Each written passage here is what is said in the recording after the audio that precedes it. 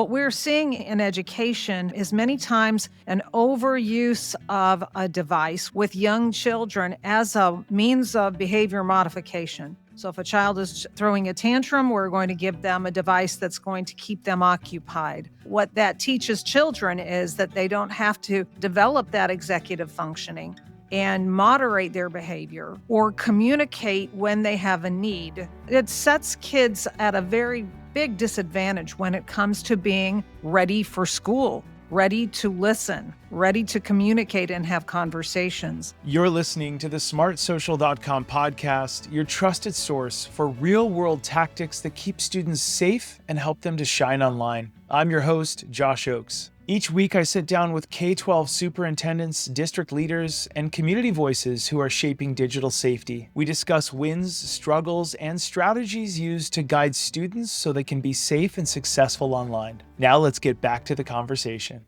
Hi, I'm Dr. Karen Barber, Superintendent of Schools in Santa Rosa County School District in Milton, Florida. We have about 30,000 students and 35 schools.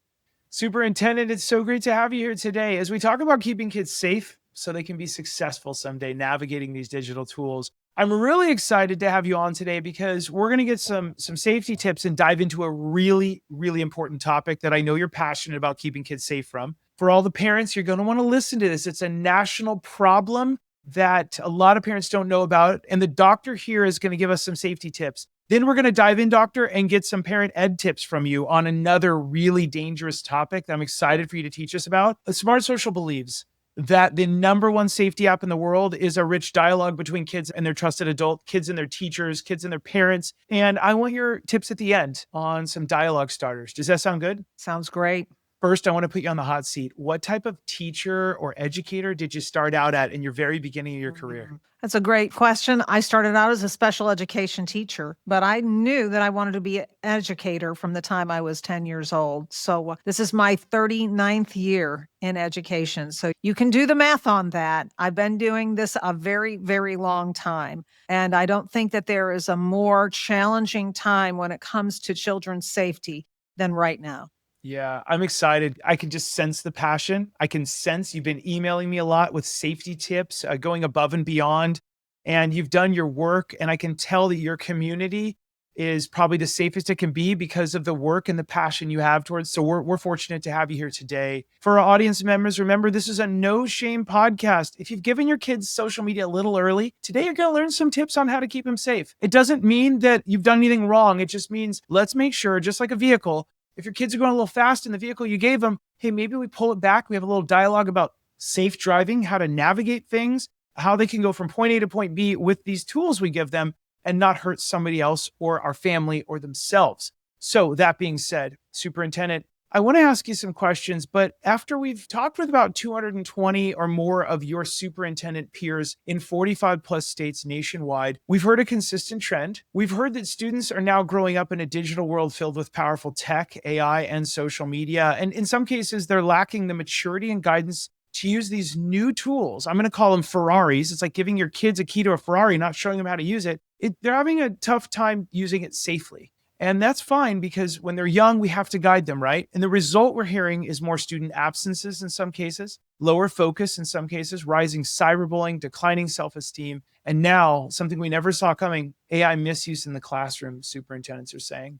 Now, we're also hearing parents are trying to raise good kids in a world they didn't grow up in, a world where now tech is moving faster than safety policies, and teens know how to hide apps and online behavior. They're so clever. And safety lessons usually come after a crisis. So, doctor, are there any other trends on this topic that you have seen so we can alert other school districts before they see them?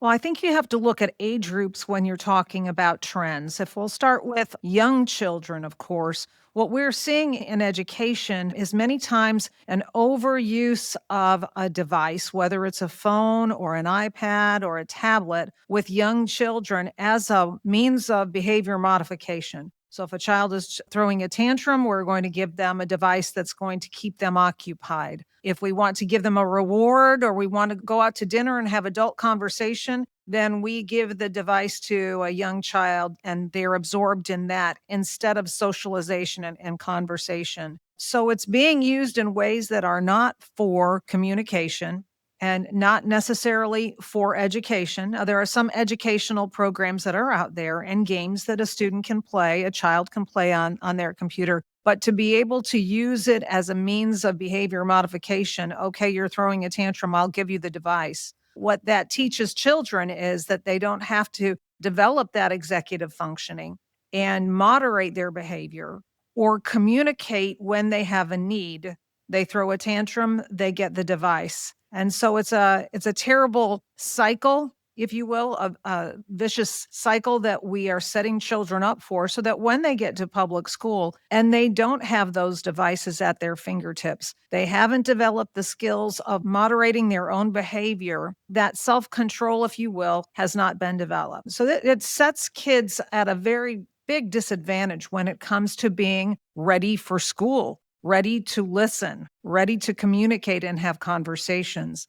And of course, what happens when we have that device in front of us, those dopamine levels in the brain continue to increase, increase, increase. So watching Mr. Rogers, watching Sesame Street, sitting on the carpet and listening to your teacher read a book, all of those things happen at a much, much slower rate than that brain that's been spending hours on a device is tolerating. Those things are too slow, and therefore you see attention deficit develop. You see a lack of communication skills develop. And in many ways, you may see an exacerbation of things like autism, because instead of being able to communicate verbally and to be aware of your social situation, we have children whose eyes are on that device, and that becomes the control mechanism, not speech, not communication, not the adult in the room. So young children are at a disadvantage. Yeah, here's what I wrote down. I'm just listening to you. And if everybody sees me take notes, our audience knows I take notes. I'm learning from you, doctor. I wrote screens versus socialization, socializing. Mhm. I love that because it's, you want to be on the screen or do you want to learn to socialize? And for younger parents, parents of younger kids, I mean, that's interesting. And we know you want to eat in the restaurant and have some time. Like a little bit of moderation, I get it. I love it. It's like sugar. You can't avoid everything. Consumption versus communication is what I wrote down, what I'm hearing from you. Do you want to consume content or do you want to learn how to communicate more? Right? And then executive functioning and self-control. I want to dive into another topic that is so important for our audience to hear from you. I want to dive into something you've been teaching your community and making them more aware of called sextortion. Please define what that is, walk us through it, and show us what you've learned and what you're sharing with your community. It is terrifying, and I think it's at epidemic proportions throughout the world, but certainly in our nation.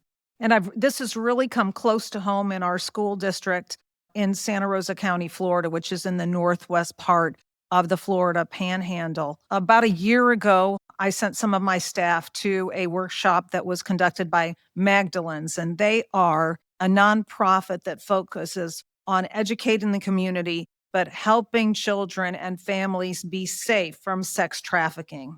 And after about a year, we have joined forces with them, our Sheriff's Department, our Department of Children and Families, Magdalene's, this nonprofit, and the school district. And last week, we hosted 2 parent workshops called Playing It Safe, Exposing the Dangers in Our Digital World. It was a 2-hour workshop that we did with parents. We had experts that were there to talk about this phenomenon and how quickly, within hours, sextortion can happen to students. So I'll just give you an example. And after we had these workshops, I actually had parents that contacted me in this last week, local parents with students in our school system whose children had been victims of sextortion just recently. And thank goodness they told someone. But that doesn't happen all the time. So basically, here's what happened in a couple of local situations. Student has a Facebook account and somebody friends them and they don't know who this person is. It appears to be a young girl or a young boy, could be somebody from the area. Looks like a very benign picture of a teenager. And they don't know this person, but this person seems to be friends with other friends that they have in social media. So they felt safe. So they friended this person back, accepted the friend, and immediately this individual, this account started private messaging them. Within a couple of hours, this individual, who appears to be a young teenage boy or girl, starts sending some provocative pictures of themselves, convinces this young man or young woman, our teens, to send a picture back. And within minutes, the sextortion starts. So these local students were threatened. Yeah, I'm going to send these pictures to your football team or your baseball team or your cheerleading squad if you don't start paying me money. So the friendship ended right there. There never was a friendship. Always the goal was to get money from this student. So students, initially start sending gift cards, okay? And then they up the ante and ask for more money. Now, in the case of our local students, thankfully, these students told their older siblings, I'm in trouble. I need money. My life is over. And the older siblings said, no, we're going to mom and dad. The students that were being sextorted within hours of making friends with this person online thought their life was over. But thankfully, in this case, they told another trusted person who went to the trusted adults in the family, and they were able to stop it. But it wasn't solved just by that family. The FBI had to be contacted, and the FBI had to get involved to shut this down for that student. There's an ESPN article that's out there that is really worth reading, and it gives the examples of when it doesn't end well. Within hours, they have stories of students committing suicide because they didn't have that older sibling. They might not have had that trusted adult, but they thought that their life was coming to an end. The example in the ESPN article talks about this particular young man who was sextorted. They actually tracked it down to what they call a scam center in Nigeria. And through the evidence, they were able to establish that there were 3 men in this scam center. 2 of them were online with social media, befriending this young boy, then sextorting him once they got a picture of him. And a third individual was looking at this boy's social media and creating pictures showing this boy that they were going to take that picture of him, that nude picture, and send it to his community. This young boy thought his life was over, and before that evening was over, he took his life. This is one example. And my 2 examples, of course, thankfully that did not happen. But it can happen within hours that a student finds themselves maybe flirting with somebody online, and then within minutes having their life change and them thinking that their life is over. And I guess the message really is their life is not. This is so commonplace, sadly. And so students really need to know, when you get in over your head like this, go to your trusted adults, contact the authorities, and let them help you solve this problem. Your life is not over. Yeah, agreed. And we at Smart Social, for all of our audience, we've got the 7 steps at the end of this episode. I'm going to keep the doctor a little late. We're going to go over the 7 steps that our law enforcement officers have taught us. It's happening all the time here.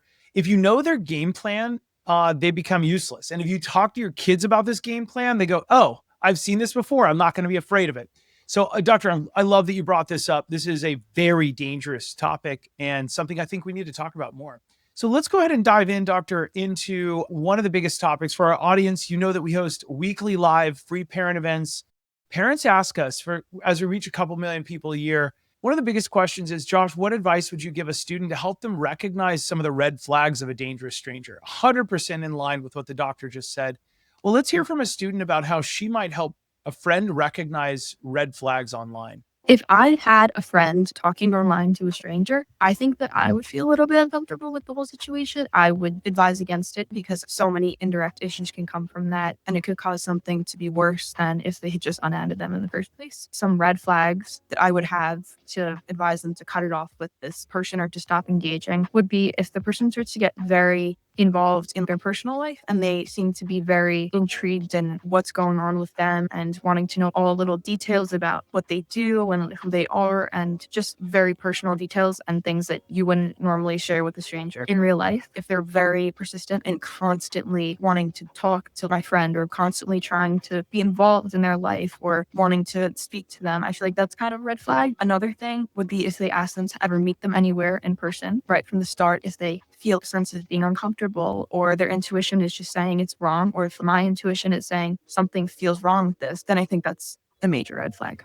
Parents, remember, we have 50 plus live, weekly, free annual events that are typically weekly, sometimes twice a week. And if you miss one of our amazing events, we have the best parent app guides on TikTok, Instagram, YouTube, Snapchat, Fortnite, Minecraft, Roblox, Netflix, WhatsApp, and 450 more, not only apps, but issues. They're in not only in English, but in Espanol, Mandarin, and 9 other languages, so no one's left behind. In addition, this next week coming out, we've got Sneaky Ways Video Apps Keep Teens Watching, Live Session 1, Live Session 2. We've also got a professional development for our educator partners, another Sneaky Ways. We've got it in Espanol, No One's Left Behind, and then some more AI for student success. Parents, we've got you covered on the hottest apps and the hottest trends.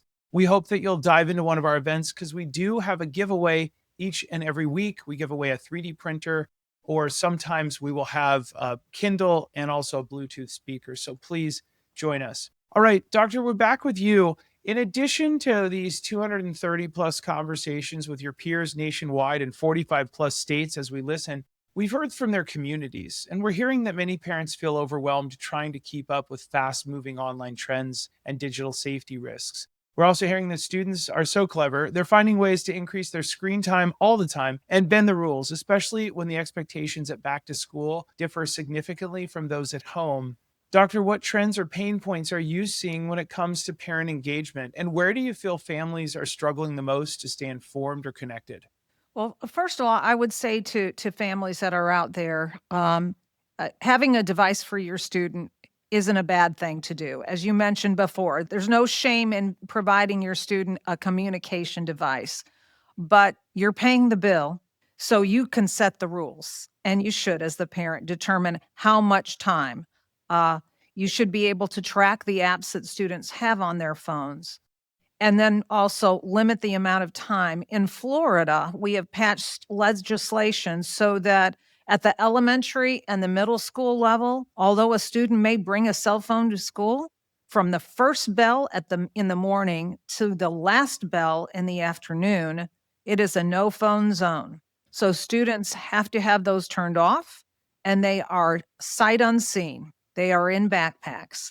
We thought we might get a little pushback this first year, especially at the middle school level with students. And guess what? Their phones are in backpacks. It's almost like students have a relief to get away from the device. And when students are going to lunch, they're having conversations, they're making eye contact, there's less drama in the cafeteria. So we have removed that device with not a whole lot of pushback from students, and certainly not from parents.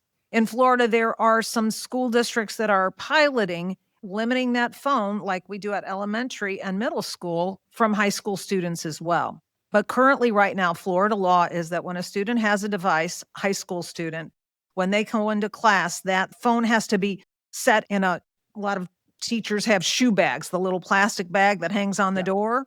It's numbered, and students put their phone in the phone bag, and at the end of class, they can get it out. If they need to go to the restroom, the phone stays there. They're not taking it with them if they have to leave class. And they do have them at lunchtime and before and after school, but they cannot have it during class time unless it's for an instructional purpose. So guess what? High school students deal with that too. So if school districts can put limitations on when students can use their phones, then families can do that too. Yeah, I love that. And for all of our parents listening, one of our amazing staff members had a son, and when the TikTok was banned one day, the son told our amazing staff member, "Mom, I hope TikTok's gone forever." Like, because basically it was somebody taking it away, that there was no control. Verizon Wireless just a few days ago got shut down in Florida, in I think Georgia, and in California where I live.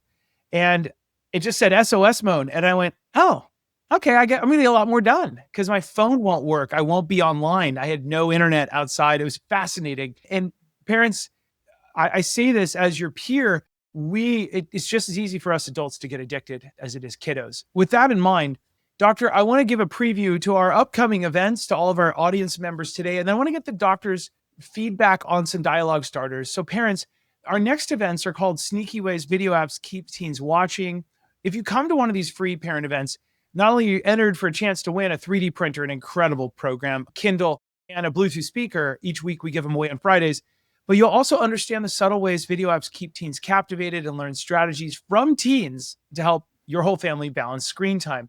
Now, parents often ask us, hey, Josh, what are some tips to help my teen manage their screen time? It feels like it's the biggest question on earth. Well, let's hear it from two teens with tips on how you can reset your screen time. This is a teaser from one of our events. We have real teens teaching. Parents, you can bring your teens, your kids, middle school, high school, even some elementary school kids to our program if you want to have that awkward conversation so they learn from their peers rather than mom and dad. There's less eye rolling this way. I just try to hold myself accountable about how much time I'm spending because you can get lost really easily. While you're doing it, you think 30-second videos, what's the harm in that? But then when you've launched 4 hours out of your day, you feel a lot of regret. Why would I spend 5 hours scrolling on this app before bed when I could have been getting more sleep or being more productive throughout my day? My mom, she always lets me know when I'm just dead scrolling on TikTok for hours. Like she usually tells me how long it's been. You should probably get up and go do the things that you need to do. So besides holding yourself accountable, it's really helpful if you have a parent or someone that cares about you to hold you accountable for how much time you're losing on those video apps. Some techniques I use to stop myself from getting sucked into social media is being very aware of why I'm on there, as well as understanding how it's addictive. Even though it can be fun to just sit on my phone and scroll or immerse myself in it, keeping in mind the things I need to do and setting aside the time to do that rather than falling into it like a trap. All right, parents, we're going to get some tips from our resident expert, the superintendent here. But first, I want to give you dialogue starters you can use at home. Now, here's a neat idea. The doctor just said the no phone zone, which I just love. I love those little ringing ideas and the phrases that roll off the tongue. They're fun to say. There's times when there's a no phone zone, and it can be in the car if you want. Try these, make them your own. It can also be around the dinner table. Lots of families are saying no phone zone, dinner, we have a conversation. Instead of screens, we'll socialize. Look at this. We're tying it all in here, doctor. Instead of consuming, we're going to go to communication. So parents, here's some questions you can consider asking your teen if you want to have an open conversation and help them evaluate the quality of their screen time. Please, parents, screenshot these, run with them. The doctor and I want you to have that rich dialogue with your kiddos. So first one you might consider making your own, adjusting, whatever, is how do you feel, son or daughter, teenager, after your screen time? How do you feel? And this, notice it's not a yes or no question. It's, how do you feel? I don't know. They might roll their eyes. And if they roll their eyes and don't want to talk, parents, you get 5 extra points just for that, just for asking the question. Does that app or activity make you feel stronger or weaker after an hour? What? That's right. How do you feel after that? Okay. And then what screen time or activities or apps make you feel stronger? Well, sometimes when I'm watching YouTube, learning about cooking or gardening, okay, and then go down that rabbit hole with your kids. You're learning about their interests. What activities make you feel more focused and or relaxed? Very interesting take. Again, make these your own, parents. And then last, this is where your kids set the goals. How much time do you think is healthy online? Well, earlier I said maybe TikTok, I feel weak after an hour, maybe an hour, maybe 30 minutes. Okay, cool. And then you can go down that rabbit hole with them and really help have them have buy-in and agency. Doctor, what ideas do you have? You started as a special ed teacher, I believe, and worked your way up over the years. What are your suggestions on how parents can open that rich dialogue with their kids? Well, let me just tell you, today I had lunch with a young lady who is a sophomore at one of our high schools, and I'm her mentor through something called the Take Stock in Children program. So we had lunch today, and I said to her, okay, tell me about your social media. Do you have any social media accounts? And she immediately said, I've got TikTok, I have Snapchat, I have Facebook. I said, oh, she said, but I have everything on private. So I do not have a public account so that other people can see them. They have to be invited to see my content. And I don't friend somebody unless I absolutely know who they are. So it's less likely that she's going to be a victim of sextortion. because she knows who she's letting into her account. So I thought that was very, very smart. She limits her own screen time. This young lady just turned 16. She's a pretty serious student, but I thought the fact that she's making it private, she's being very careful about who she accepts as a friend, and she's verifying who they are. So Josh, you talked about the no phone zone, and I love that idea in the car, frankly. You've got your kid in the car, right? So have conversations with them. If they're in the back seat and they're with the phone, you have let strangers in your car. It's like getting your kid to, the state fair and saying, okay, I'll meet you on the other side, and letting them walk through that state fair with no assistance or supervision. In the back of that car, if you don't know what they're looking at on their phone, and it's unlikely while you're driving, you've just let the world into your child's life, where you wouldn't do that in most situations. So that no phone zone, I think, is really, really important to have. Yeah, I love it. I think it's such a great idea. Okay, doctor, we're going to put you in the rapid fire hot seat. My question for you first is, what can parents do to help their teens reset their screen time? What can parents do to help their teens reset their screen time? I would take baby steps with that. So let's start out with the car is the no phone zone. Have meals together. Set the phone somewhere else. But at night when we're at home, give them a limited amount of time in which they can get on their phones or their devices. But besides limiting their screen time, knowing where they're going when they're on that screen. For younger children, for middle school, they shouldn't be using that phone in their bedroom. That should probably be another no phone zone. They don't need to have that phone when they go into their bedroom because, as we've talked about before, that really steals sleep from children, and they need to get their rest. But that phone is so provocative to them. So before we go to bed, no screen time. Take the phone, and the parents in charge of the phone till it's an appropriate time to give it back. But I think you have to start that really young. Superintendent, how do autoplay and these algorithm-driven feeds in the screens on social media at home impact students' focus and mental health the next day at school? Well, there's so much bullying that happens through cyberbullying, right? And those algorithms as well get you in an echo chamber so that you're getting one point of view. That algorithm sees what you're searching for and it feeds that same content over and over to you so that you get a very skewed perspective of life. And so you're not hearing about diverse points of view. So I think that understanding that that's what's going to happen. And I think many people, including adults who start searching for specific topics, are really unaware that those algorithms then are going to give them exactly that same point of view without considering something else. So well said. Okay, doctor, one last question. What's one sign that a teen's video app usage is shifting from entertainment to addiction? What's one sign that teens' video apps use is shifting from entertainment to addiction? Well, I think you really have to look at the use.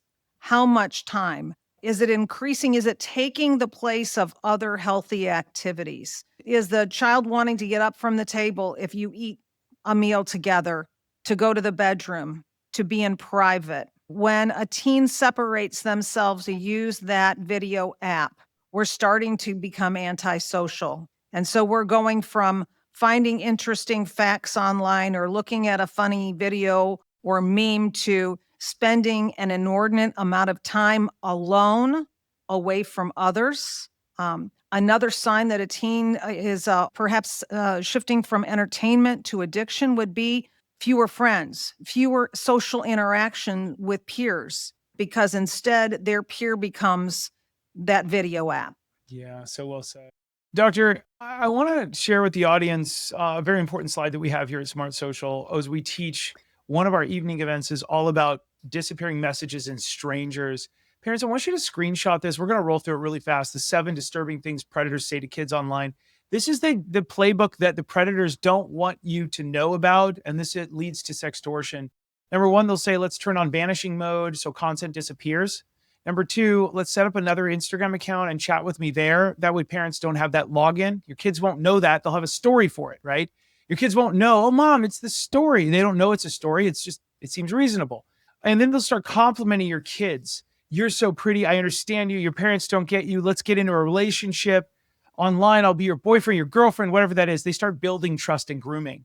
Next, our law enforcement friends have taught us that they'll say, your parents wouldn't understand. Don't tell them that we talked, essentially hiding the relationship. Next, this is a really creepy one. Step 5, how old are you? Where are you? What school do you go to? They're going to collect personal information to better understand this because it kicks into step 7, which is so scary. Then they're going to say, here's a photo of me. And as the doctor said earlier, you might be a 13-year-old boy and they're going to send a 13-year-old girl photo, even though they're a 50-year-old man or whatever. Here's a photo of me. Now send one of you. And they'll push to get an inappropriate photo from your kid. As soon as that happens, as the doctor said, then it flips. They say, send me money or I'll send this photo to all of your friends and family. They will harass, blackmail, threaten the student, causing extreme stress, humiliation. And this is their playbook, plus or minus, for sextortion. Parents, I hope you'll screenshot this, take it and run with it. Doctor, you've taken a lot of time out of your busy day to spend with us, to teach us. Thank you so much for being with us here today. It was my pleasure. This is a very important topic, and every parent who provides a device to their child or knows their child is using a device needs to educate themselves so they can keep their kids safe. So true. Parents, it's all about that safety so they can be successful someday, that trajectory. Being successful means they're shining online, using these tools in a positive way to brand themselves after the age of 16 when you're ready to do it with them. Parents, one last thought. Remember to always try and keep it light, bright, and polite when you're posting online because your kids are modeling and watching what you do online. I'm Josh Ochs, the founder of smartsocial.com. Thanks for listening to our podcast here today. We'll see you all on the next episode. Have a great rest of the day. Thanks for spending time with the smartsocial.com podcast. If today's insights were useful, please share the episode with a fellow parent or educator and subscribe so you never miss our next conversation. And parents, make sure to join one of our next live online events each week to keep your family safe and also enter for a chance to win cool prizes. You can learn more at smartsocial.com. I'm your host, Josh Ochs, and parents, remember to keep it light, bright, and polite because your kids are watching what you're doing online. I'll see you on the next episode.